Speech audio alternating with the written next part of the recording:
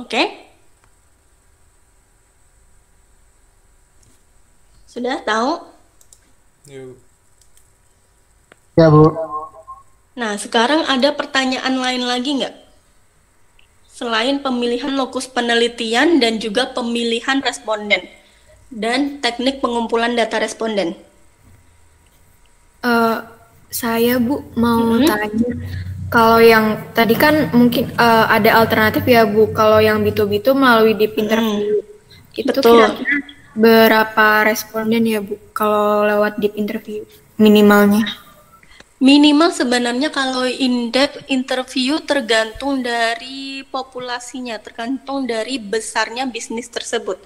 Kalau sosro, target responden kamu adalah B2B yang di warung-warung atau supermarket atau minimarket yang di sekitar kalian, mungkin bisa dihitung per masing-masing channel distributionnya itu 2 yang mewakili. Misalkan Alfamart dari 2 Alfamart yang berbeda. Terus kemudian warung dari 2 warung yang berbeda.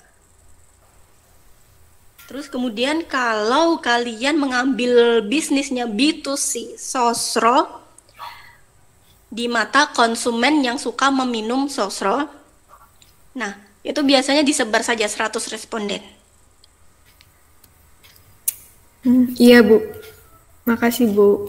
Oke, ada lagi pertanyaan? Ibu mau nanya, Bu. Berarti tadi kan kuesionernya sebenarnya 2 kali ya, Bu. Yang pertama itu untuk yang pakai kerangka Prayonya itu, yang kedua itu hasil dari desain thinking kita ya, Bu. Betul. Yang pertama itu untuk cross check. Cross check yang Prayo itu kan, Bu. Betul, cross check kapabilitas perusahaan. Nah, terus kemudian kalian sudah menemukan masalah kan? Iya. Sudah menemukan masalah, kalian propose strategi yang baru. Gitu, re-strategi. Nah, re-strategi itu atau desain strategi yang baru itu yang nanti kalian tanyakan ulang ke responden yang sama.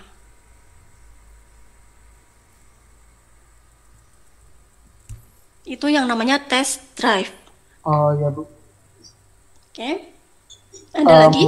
Ada, Bu. Gimana? Kira-kira minimal info apa aja sih, Bu, yang harus didapat dari perusahaan tersebut, Bu? Selain resource and capability. Sebenarnya yang untuk menganalisis permasalahan itu, selain kapabilitas perusahaan, kalian juga harus tahu kondisi perusahaannya, internalnya. Jadi mereka misalkan kedai kopi ini sehari itu bisa melayani pelanggan berapa. Itu yang kondisi normal ya. Jangan dikaitkan dengan kondisi pandemi. Boleh kalian kaitkan dengan kondisi pandemi, tapi ini nanti apa ya? Istilahnya permasalahan ini juga dihadapi oleh semuanya.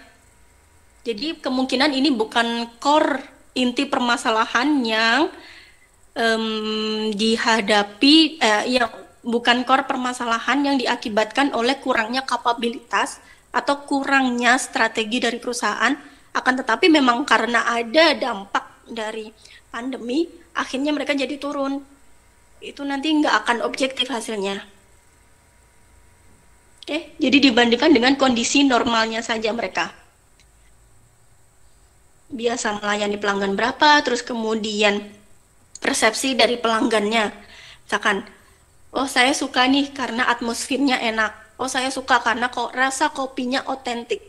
Cara brewery kopinya beda. Atau biji kopinya kualitas tinggi. Atau keterampilan baristanya. Itu berbeda. Karena itu semua tidak akan dipengaruhi oleh masa pandemi. Gitu ya. Ya, Bu, Masih bingung? Udah sih, Bu. Terus kalau untuk penilaian UAS kira-kira apa aja, Bu? Tolak ukurnya, Bu. Komponen penilaian UAS-nya masih sama seperti komponen penilaian UTS.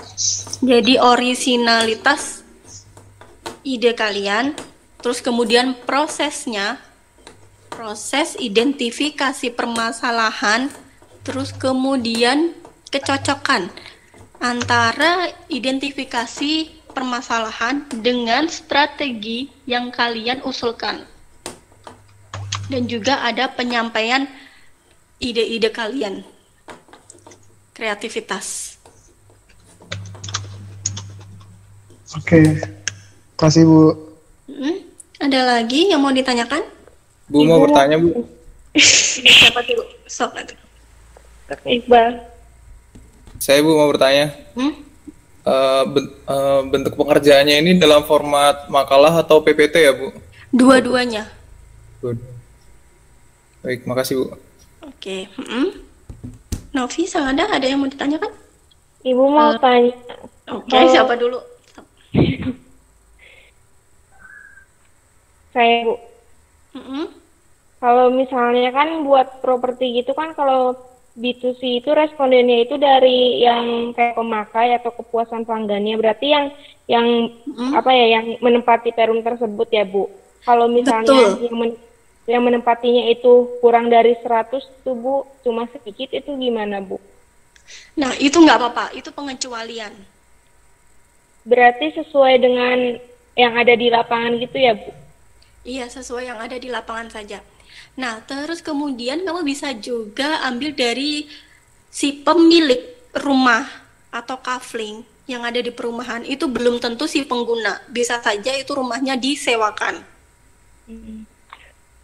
Berarti itu kuesionernya itu diajukannya itu ke yang punya rumah atau yang menggunakan, Bu? Bisa semuanya. Oh, berarti jadi 2 responden gitu, Bu? Jadi 2, iya betul. Jadi ada 2 perbandingan responden. Yang satu orang yang tahu pelayanan dari tim marketingnya perumahan Parigi. Yang satu orang yang tahu kualitas dari bangunan. Oh iya, orang yang merasakan sendiri, orang yang tinggal di perumahan tersebut. Atau bisa juga kalian ambil dari sisi orang-orang sekitar, supaya kalian lebih tahu inti permasalahan dari properti tersebut. Propertinya ini laku atau enggak? Dari masyarakat sekitarnya gitu, Bu? Iya, betul. Biasanya mereka, kalau masyarakat pasti tahu gosip-gosip lah ya, apa yang terjadi di internal perumahan itu atau eksternalnya. Misalnya ya, Bu, beneran itu Ibu tadi cuma kayak gosip gitu, ternyata tidak sesuai dengan apa yang dibicarakan oleh ownernya, itu berarti gimana, Bu? Nah, itu nggak apa-apa. Kalian harus bisa menganalisis mana sumber informasi yang benar. Gitu ya. Antara masyarakat sekitar, antara orang-orang yang tinggal di lingkungan perumahan tersebut, apabila dibandingkan dengan kata-kata manis dari sang owner, kalian harus bisa mengidentifikasi mana yang lebih aktual. Gitu. Jadi kalian harus bisa mengkritisi itu, poin kritisi itu masuk ke penilaian juga. Jadi bagaimana kedalaman, ketajaman kalian menganalisis suatu permasalahan. Oke? Iya, baik, Bu. Iya, Bu. Terima kasih, Bu. Sangada? Kalau misalkan nanti, Bu, kita jadinya wawancaranya ke pengguna rokoknya. Berarti harus 100 responden pengguna rokok Jarum ya, Bu? Iya, betul. Harus 100 responden. Karena populasi Jarum ini sudah banyak. Sudah jutaan hitungannya kalau di Indonesia. Iya, Bu. Terus kalau untuk pembuatan G-Form-nya apa mulai dari sekarang, Bu, penyebarannya atau gimana, Bu? Nah, kalau dari saran saya, langkah pertama kalian fix dulu. Mau ambil lokus penelitian yang mana. Kemudian kalian cari-cari referensi sendiri dulu. Data sekundernya. Atau yang dari feedback orang yang di marketplace atau Facebook atau Twitter, itu pasti banyak. Kecuali yang properti tadi ya. Kalau properti harus yang pertama adalah wawancara ke ownernya atau ke tim marketingnya atau siapapun itu orang-orang yang tahu informasi mendetail atau mendalam. Oke, nah kalau case tadinya adalah rokok jarum, langkah pertama ya memang kalian harus tahu pengamat rokok yang ada di dalam komunitas itu. Coba aja diwawancara secara mendalam dulu. Intinya untuk tahu kapabilitas dan juga kelebihan-kelebihan atau poin plus benefit atau keunggulan dari rokok jarum tersebut. Setelah itu baru kalian menyusun kerangka kuesionernya. Kuesioner yang pertama. Oke, sudah? Baik, Bu. Ada lagi yang mau ditanyakan? Bu mau tanya. Leo dulu aja, Bu. Nurung dulu, Bu. Nurung aja. Mau tanya, Bu. Kan ini berarti kan ada berapa? 7 perusahaan yang berbeda. Nah, Betul. ini itu kan berarti nggak boleh sama kan, Bu? Nggak boleh sama. Berarti didata dulu. Iya, makanya ini saya data. Oh. Kalau kan tadi ada yang belum fix. Kalau fixnya itu kapan, Bu? Kira-kira?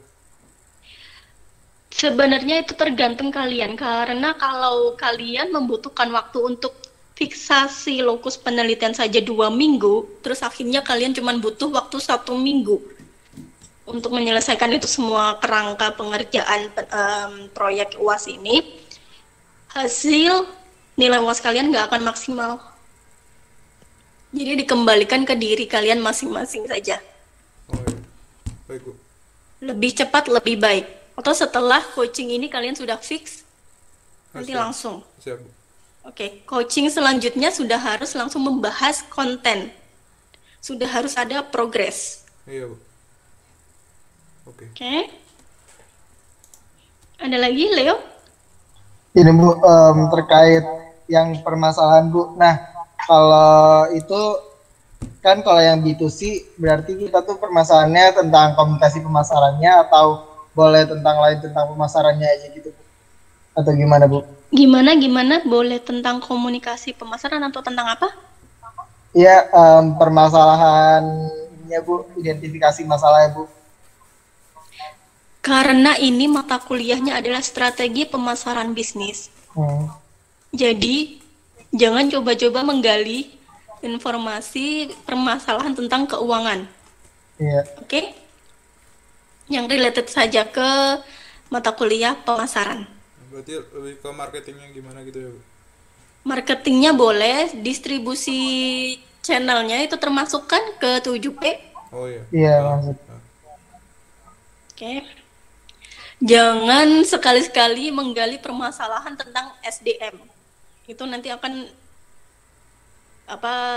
presentasi UAS kalian saya tidak bisa menjamin kalau kayak gitu. Iya. Oke. Bu, kalau misalkan nih Bu, dia kan udah punya Instagram ya Bu, yang kedai kopi Teras Senja, tapi kayak engagement rate dalam Instagram itu belum engage dengan para followersnya gitu-gitu. Itu berarti bisa Bu, kalau misalkan itu menjadi masalah bagi si kedai kopi Teras Senjanya Bu? Bisa, itu bisa sebenarnya bisa dari point of view dia sudah ada strategi komunikasi untuk engage sama konsumen, tapi masih belum optimal atau masih belum bisa merangkul konsumen atau customer. Itu masuknya ke intangible. Oh iya Bu. Oke, ada lagi?